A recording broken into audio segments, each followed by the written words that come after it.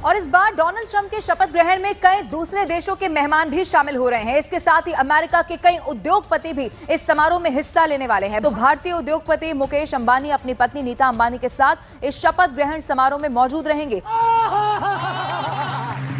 ये सब क्या देखना पड़ रहा है?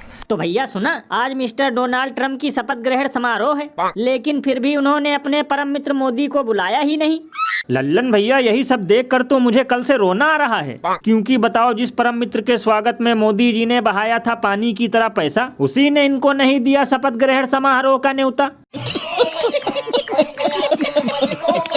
बताओ, इतना दुख तो मोदी जी को अयोध्या की करारी हार से भी नहीं हुआ होगा, जितना कि परम मित्र की इस बेवफाई को देखकर हो रहा होगा।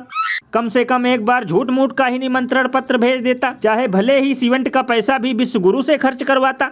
बताओ, मोदी जी अमेरिका में डंका बजाने के लिए सूट बूट और कैमरा लेकर रेडी थे, लेकिन फिर भी ट्रंप ने इनके बदले टेम्पो वाले सेठ को बुला लिया।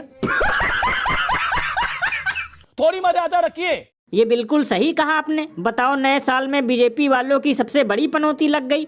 वैसे भैया, ये सब देखकर सबसे ज्यादा दुख तो उन कट्टर भक्तों को हो रहा होगा, जो बेचारे ट्रंप को जितवाने के लिए हवन यज्ञ करते हुए अब की बार ट्रंप सरकार चिल्ला रहे थे और ट्रंप की जीत को मोदी जी का मास्टर स्ट्रोक बता रहे थे।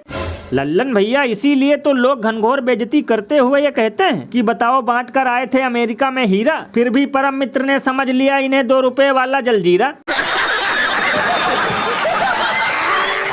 और अभी तो रुको, क्लाइमैक्स अभी बाकी है। मैं आज आपके सामने एक ऐलान कर रहा हूं और मैं केजरीवाल को चुनौती दे रहा हूं।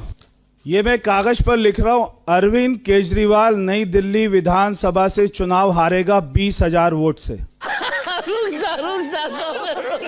तो भैया सुना, अब की बार अरविंद केजरीवाल नई दिल्ली विधानसभा से 20,000 वोटों से चुनाव हारेंगे, क्योंकि ये गारंटी बीजेपी वालों ने कागज पर लिख दी है। तो लल्लन भैया, इसमें चौंकने की क्या बात है? हो सकता है अब की बार दिल्ली में भी होने वाला हो पंजाब की तरह खेला, इसलिए फुल कॉन्फिडेंस के साथ बीजेपी वाले कह रहे हैं कि अरविंद केजरीवाल का उठ जाएगा थेला।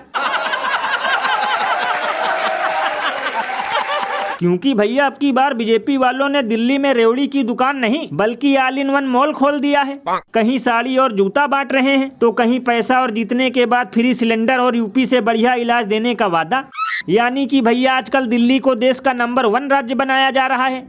भैया, इसीलिए तो लोग घनघोर बेइज्जती करते हुए ये कहते हैं कि जैसे ही चुनाव आता है वैसे ही देने आते हैं रोटी कपड़ा मकान, और चुनाव जीतते ही निकल लेते हैं बंद करके अपनी दुकान। अरे बाप रे, ये तो धोती खोल रहा है। वैसे भैया, एक अंदर की बात बताऊं, मेरे हिसाब से अब की बार दिल्ली में बदलाव होना चाहिए और आम आदमी पार्टी का झोला उठना चाहिए, ताकि दिल्ली में भी यूपी की तरह आम में नाम ढूंढा जाए, मध्य प्रदेश की तरह लोगों के ऊपर मूत्र विसर्जन किया जाए, और दिल्ली के युवा भी गुजरात के युवाओं की तरह स्मार्ट और होनहार बने, और दिल्ली ही नहीं पूरा देश मणिपुर की तरह तरक्की करे।